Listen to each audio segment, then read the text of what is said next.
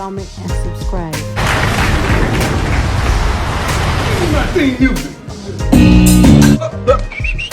The NBA was dying, but Larry Bird and Magic Johnson changed the game. He changed the game, and he was one of the greatest players and trash talkers ever.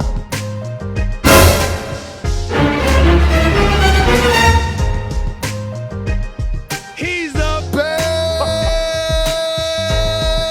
man.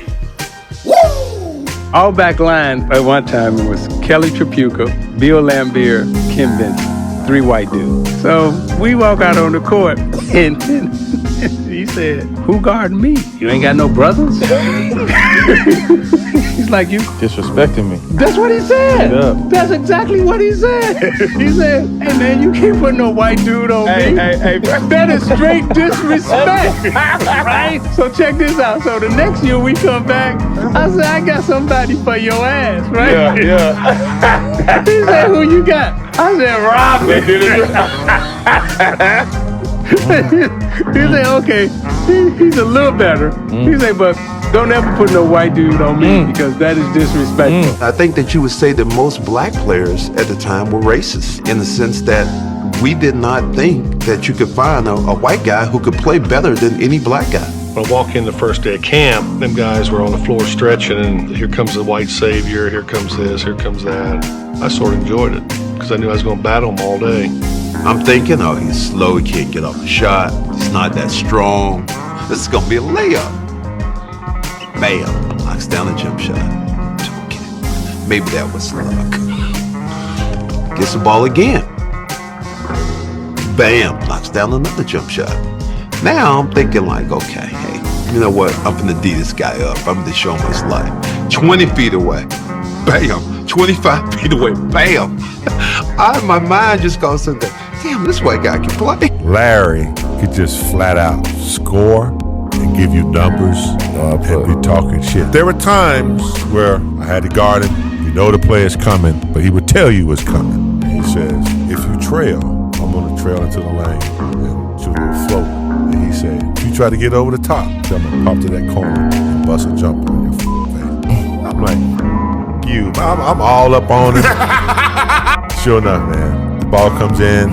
DJ takes a couple of dribbles. I'm quick enough. I think I can get over the top. I get over the top. I get out there, but he pops to the corner and I'm running. He kind of waiting, He was so. When I first met him, I said, all right, I'm going to see this dude, this white cat can really go like Because the verdict is always out on white boys that can hoop. With all due respect, it's always out. It's respect. This ain't nothing bad. So I said, let me see what he can do. But Larry had something that most white boys don't have. Just say that. Just keep it real. Man, Larry was different now. Larry was different now. He had a little bit of nigger. Yeah, he was different now. Larry was different now. That boy, he can play, man.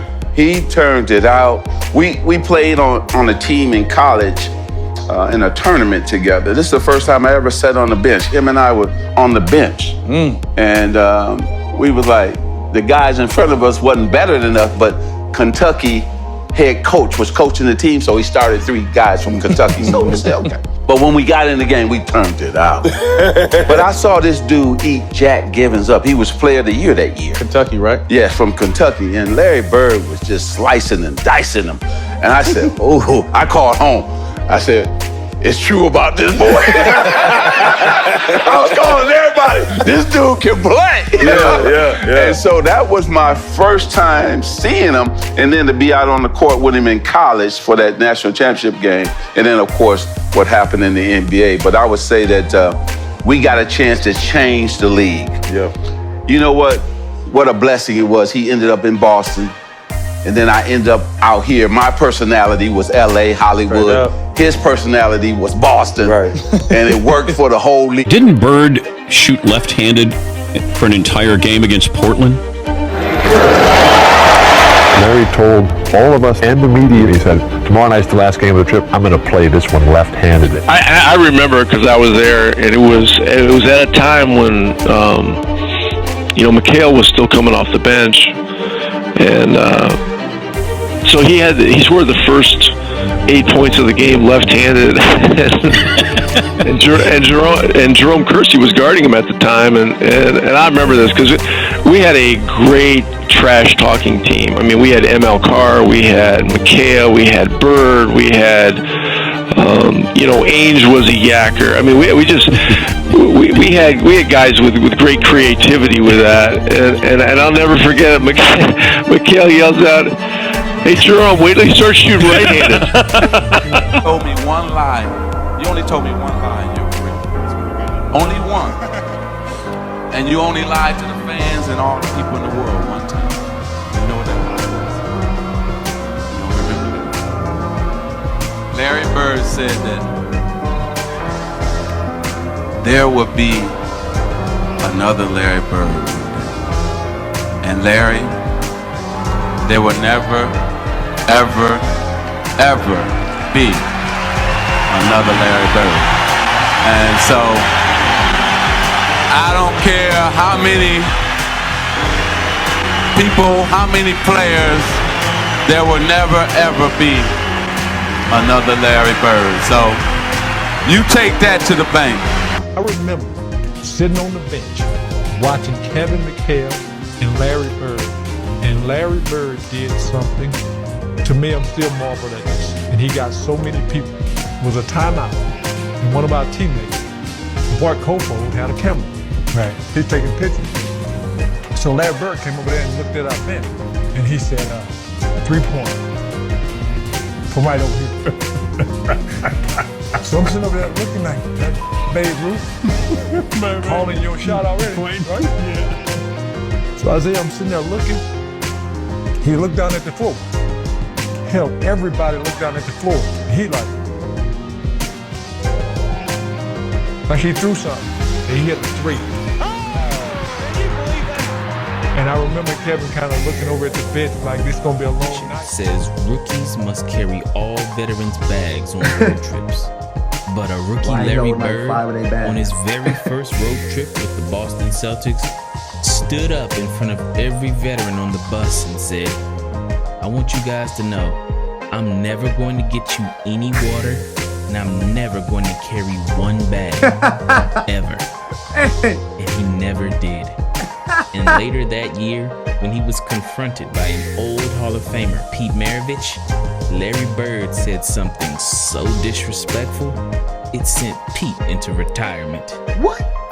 This is the story of how a rookie Larry Bird established himself as the alpha male and dominated the NBA from day one. Who is Pete Maravich, y'all? Drop some in the comments.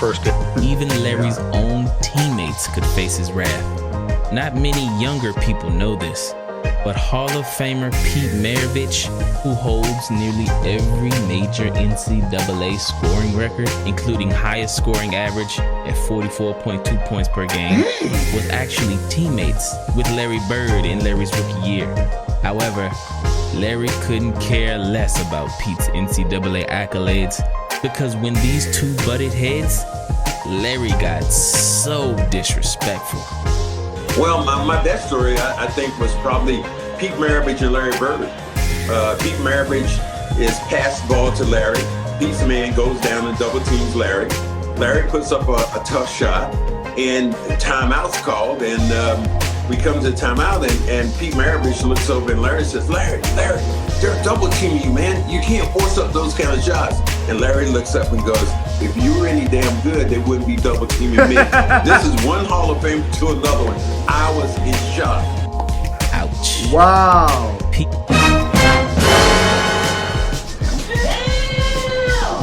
Pretty. Bye, Felicia. Be the best you can be. Love your family. Love your friends. Spread love. Not violence. Not the virus. As always, peace.